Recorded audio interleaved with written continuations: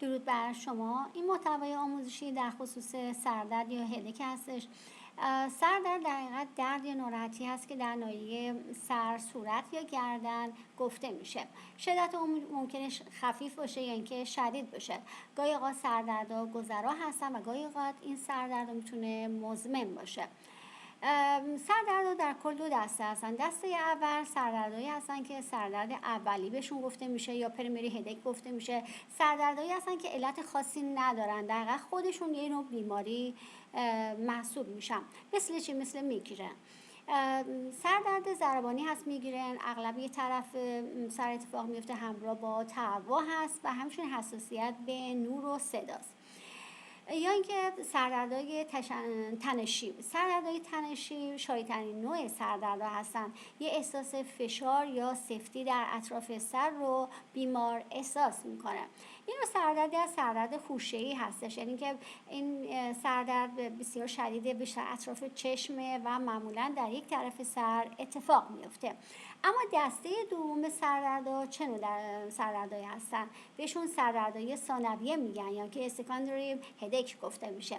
سردردهایی هستن که ناشی از این سری بیماری‌ها یا مشکلات دیگه ایجاد میشن، مثل سینوزیت، مثل عفونت، مثل مننژیت، یعنی که تومورها، آسیب‌های سر و فشار خون بالا. علت‌های سردرد مختلفه. گاهی اوقات بر اساس ممکنه استرس و اضطراب ایجاد بشه، گاهی اوقات حتی بیخوابی هم باعث سردرد میتونه بشه، گاهی اوقات گرسنگی یا کم آبی بدن هست و بعضی موقع مصرف بعضی از داروها و گاهی اوقات برعکس یک دفعه یک دارو رو ممکنه ناگهانی قطع کنیم و باعث سردرد بشه. و بعضی موقع هم یه سری بیماری‌های سیستم عصبی یا عروقی میتونه علت سردرد باشه. اما علائم سردرد معمولا چه علائمی هستن؟ خب در ناحیه سر و گردن و شقیقه‌ها احساس میشه، حالت تهوع استفراغ گاهی اوقات هست، تاری دید، حساسیت به نور و صدا، احساس فشار یا ضربان و اختلال در تمرکز و خواب از علائم سردرد هستش.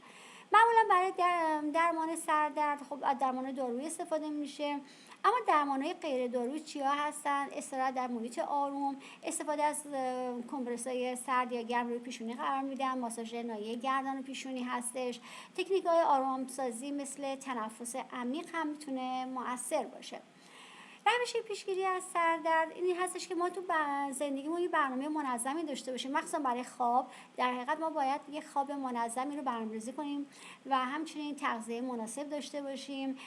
نوشیدن آب کافی هست، کنترل استرس و همچنین ورزش‌های منظم. چه نکاتی رو در خصوص آموزش بیمار باید ما توجه داشته باشیم و به بیمار آموزش بدیم؟ یکی از نکات این هستش که ما اون محرک‌ها رو بشناسیم. بخاطر همین به بیمار میگیم یادداشت برداری کنه، چه زمانی سردرد اتفاق افتاده، شرایط بروز سردرد چی بوده و تا بتونیم بشناسیم اون عوامل محرک این سردرد رو. مسئله دیگه این که به بیمار آموزش میدیم که از خود درمانی یا دارو درمانی پرهیز کنه و همچنین توجه داشته باشه به زندگی سالم که منظور همون خواب کافی هست، تغذیه سالم، اون استرس‌های زندگیشو بتونه مدیریت کنه. در صورتی که سردرد مزمن بشه یا شدید بشه که به باید پزشک معالج مراجعه کنه. یه سری هشدارهای اورژانسی در مورد سردرد هستش. اگه سردرد ناگهانی باشه و بسیار شدید باشه و همراه با تب و تشنج یا اختلال بینایی، مراجعه فوری به بیمارستان ضروری هستش. امیدوارم که همیشه سلامت باشین. بازم از توجه شما سپاسگزارم. موفق باشید.